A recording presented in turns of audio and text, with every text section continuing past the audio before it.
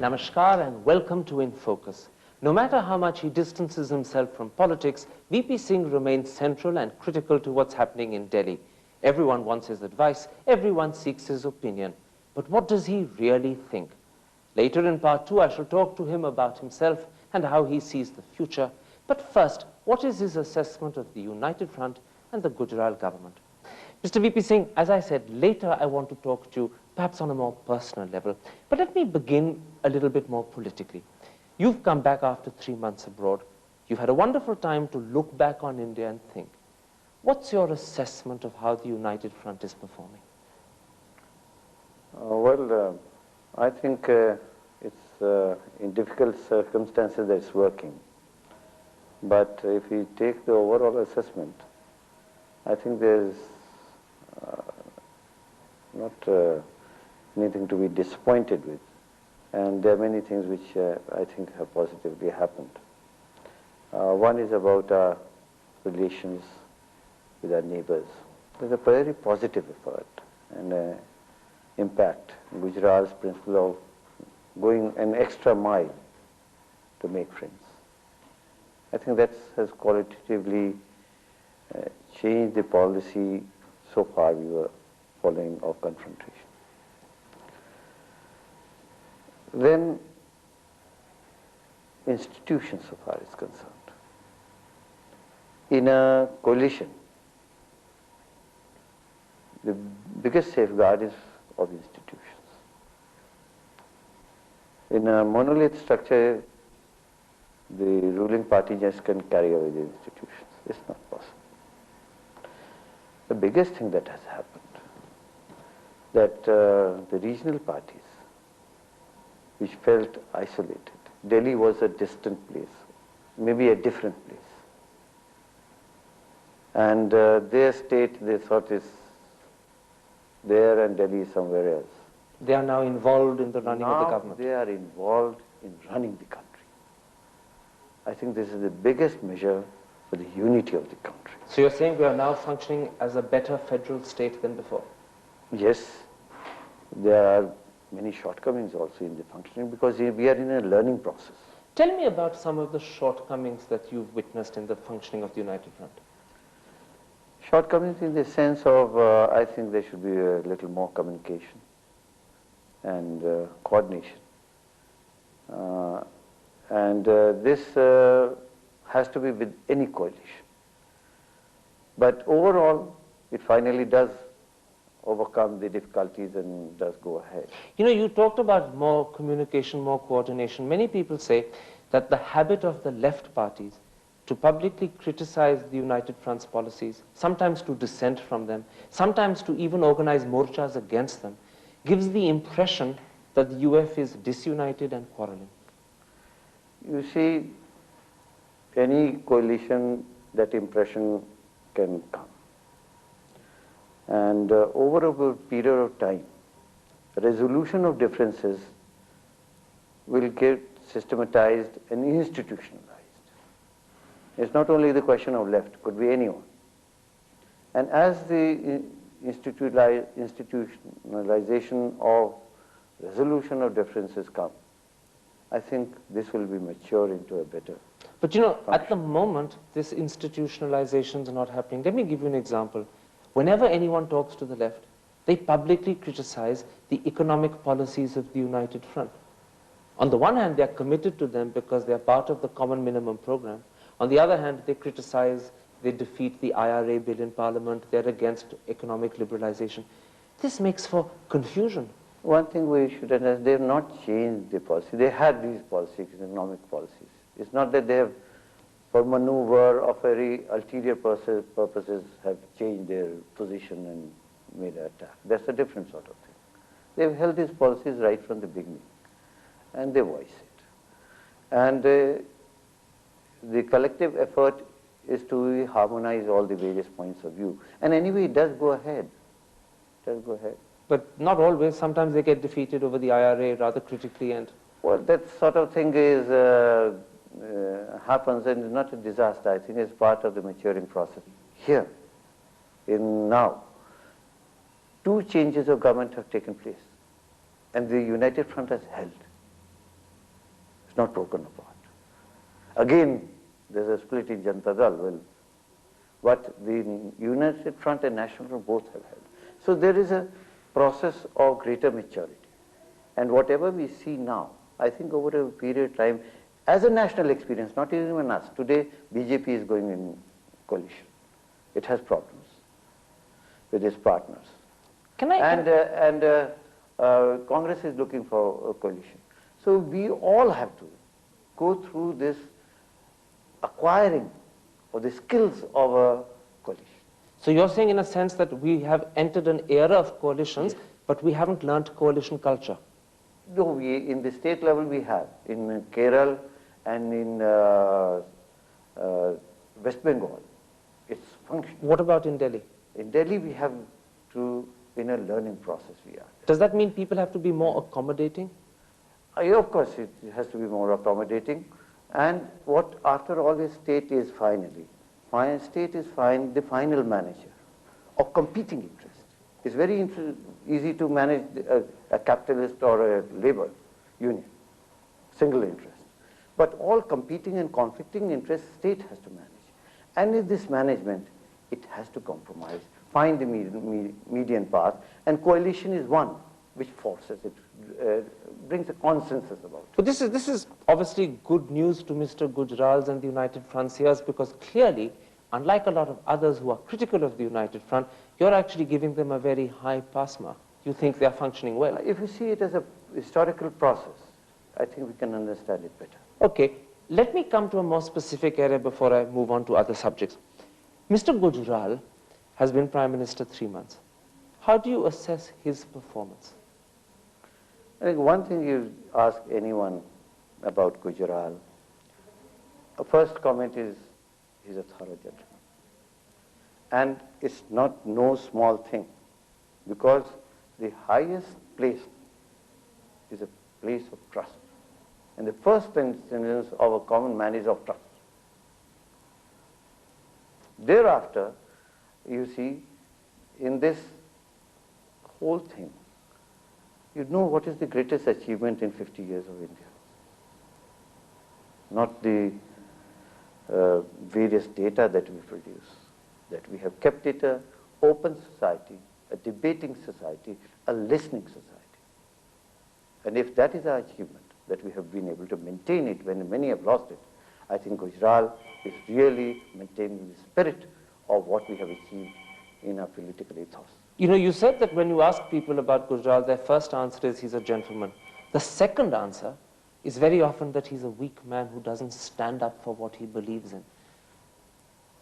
I think it's qualified by the perception of coalition, but not really what coalition is.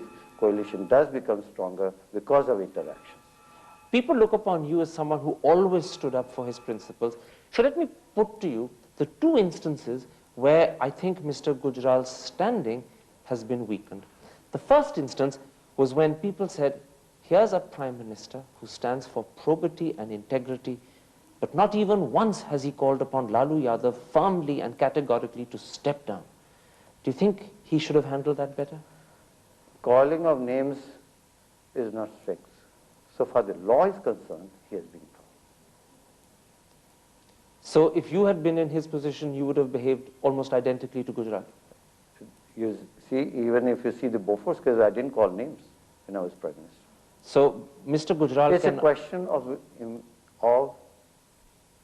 implementing the law, not giving any cover-up, and not unduly harassing. I think he never violated the law. And when it came to implementing it, wherever it was, at whatever level it was, he implemented it. So in other words, what you're saying is that Mr. Gujral cannot be found fault with as far as handling Lalu Yadav goes. He did it impeccably. Did he try to cover him up? No. As the legal procedures went out, he went by them.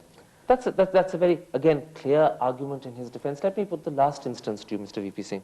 People say that the way Mr. Gujral removed the director of the CBI when he was outside the country, when he had only 3 months left in office, shows that Mr. Gujral came under pressure either from Lalu Yadav or from the Congress. It's a question, if that was the reason, then should there be change after the new person came? you find a change. People, of course, are critical of the new person. They say that Mr. Sharma has a track record in handling BOFAs that is less than good. Well, it is performance that will prove anything. So once again, your assessment of Mr. Gujral is that it is important to do the right thing in the right way, rather than simply play to the gallery and look for applause. I think so. And that shows greater strength. Let me then come to something that many people would want to hear you answer. You're not just known to be a close colleague and a friend of Mr. Gujral, but you were very much one of his foremost supporters when he was chosen as Prime Minister in April. What are the qualities you believe he has that makes him the right man to be Prime Minister today? You see, we are, with the coalition, we are transiting into a period of consensus politics, not confrontationist politics. And both require different personalities. In a consensus politics, I think Gujral has all the qualities. And that's why you strongly supported him being Prime Minister? No, I didn't get it that way. What really happened was, I'm being given undue credit. The various candidates cancelled each other. And one cancelled the other, and finally he was the one who, against there was no one. And so they agreed on his name. Could there have been a better candidate who got cancelled? Well, there can always be better, there always can be less. But the point is, the best is one on which everyone agrees. And everyone agreed on Gujral. Mr. V P Singh, we have to take a commercial break at this moment, but I do want to continue this discussion in just a moment. Don't go away. We'll be back straight after the commercials.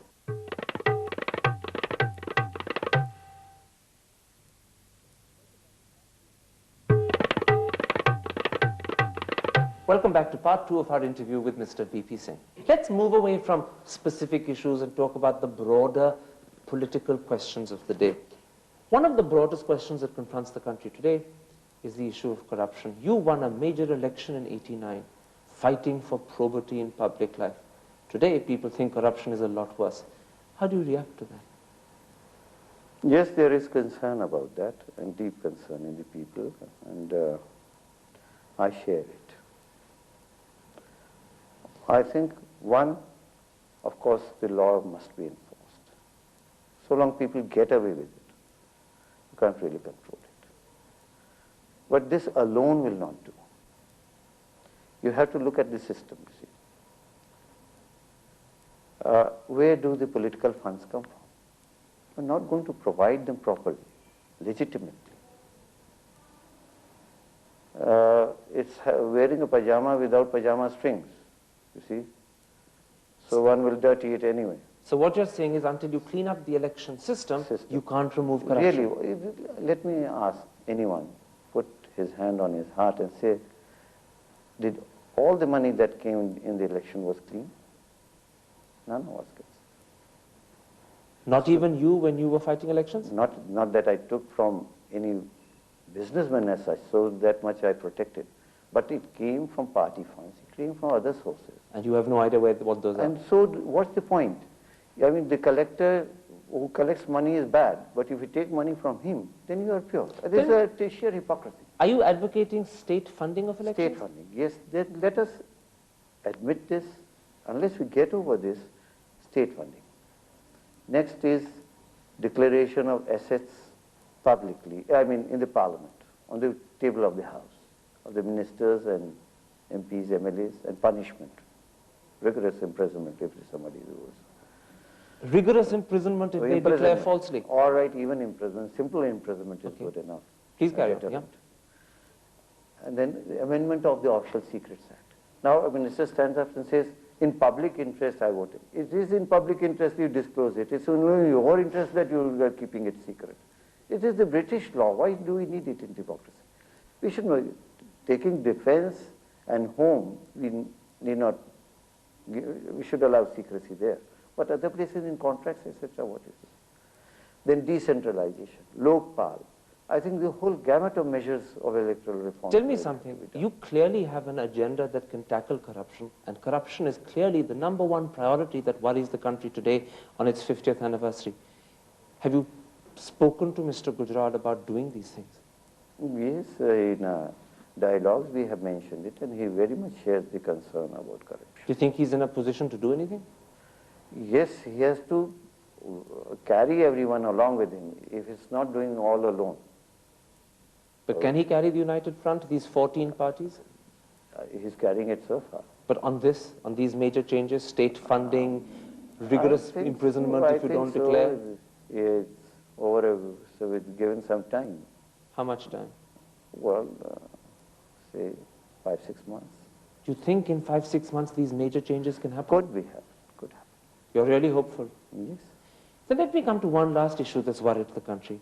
It's not a question of corruption, it's a question of propriety.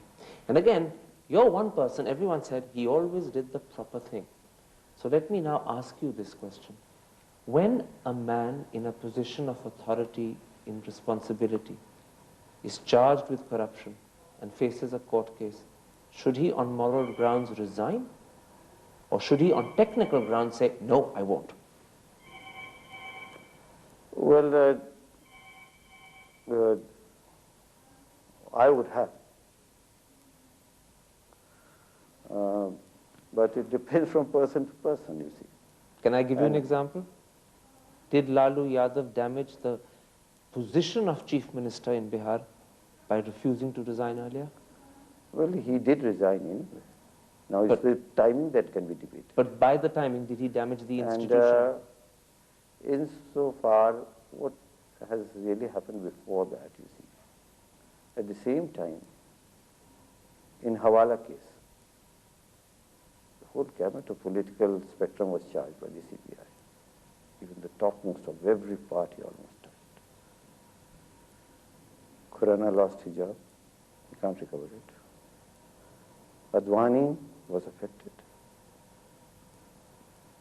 I think if that was not there, Hawala, he would have taken oath rather than Atal Bihari Vajpayee. It got affected. Sharad could not be taken in the government. Sindhia and all these people all got affected. And now the whole thing comes down that there is no case. Are and you also one thing, much noise was made about St. Kitts. So now it is not only the function of the politicians, the function of the CBI, the politicians and the judiciary to uphold a certain amount of credibility in the whole system. Are you saying that normally people should resign when such major charges are brought against them, but because the CBI can't actually defend and establish its charges, there is a good case for not resigning? Well, I won't say not resigning. This is something I believe when you are at a high post. It's a question of how you see your credibility with the people. And in this, there's a rapport not through law, but from your person to people. And one has to assess, because you are in a position of trust, how this rapport can be maintained and not marred. And that is the dictate that should finally dictate, because there's a relationship.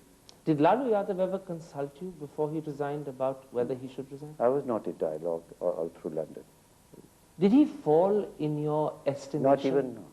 Did he fall in your estimation by delaying his resignation? Am I a pope to pass judgments on everyone? No, but the press calls you the Rajguru of the United Front. You see, you should not assume the responsibility of the court.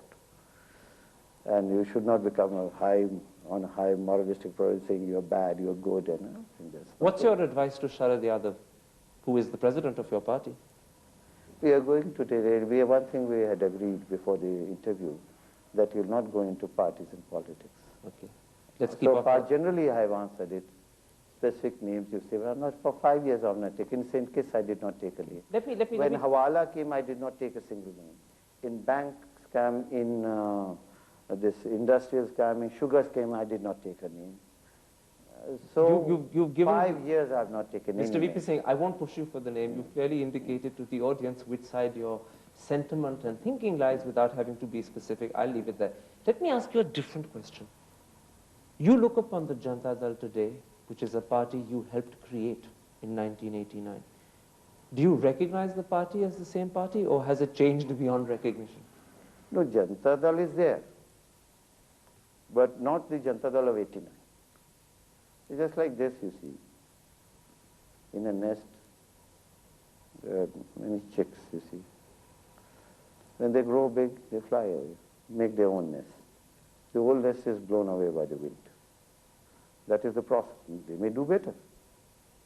Nobody knows. Are they doing better at the moment? After all, Mulayam Singh went away and he did quite well.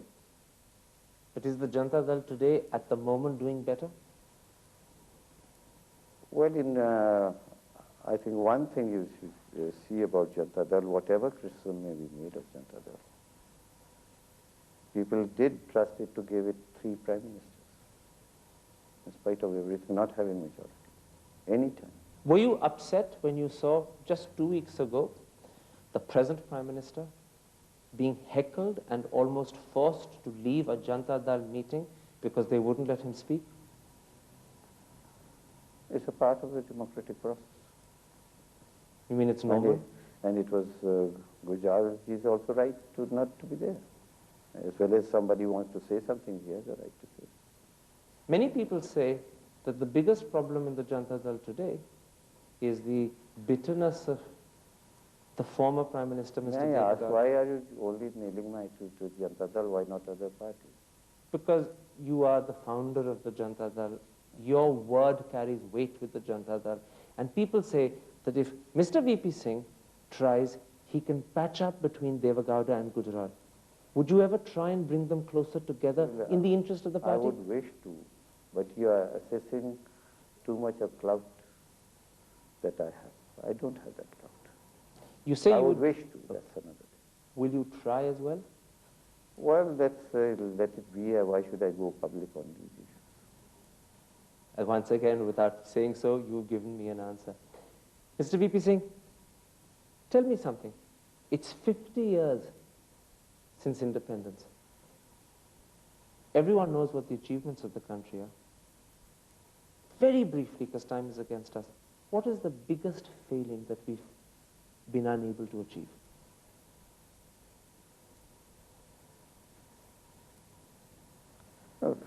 I think it's not proper to talk only about failing. Failing has no relevance unless we talk about achievement. What's the biggest achievement? What's the biggest failure? What I've already mentioned, that we have maintained a free debating society and maintained democracy, the ballot box. What's the biggest failure? And one more thing, there's a massive transfer of power and democratization process taking place by empowering the people who never had power. I accept that. What's the biggest failure? I think in our work culture, we have to make changes that is needed for challenges that we have at the global level. You mean become more efficient, or are you talking about economic liberalization, or both? I'm talking of work culture, that we may be more productive. You're talking about absorbing a sense of entrepreneurship, in a sense. Yes, it's a totality. Mr. VP Singh, there we have to end this part of the interview. I want later on to talk to you on a more personal level about yourself and about how you see the future, but we'll have to leave this particular interview here at the moment. That's it for this week. We'll be back next week with a second part of our interview with Mr. VP Singh, where we talk to him about more personal subjects. But for today, from his residence on 1 Rajaji Marg, New Delhi, goodbye.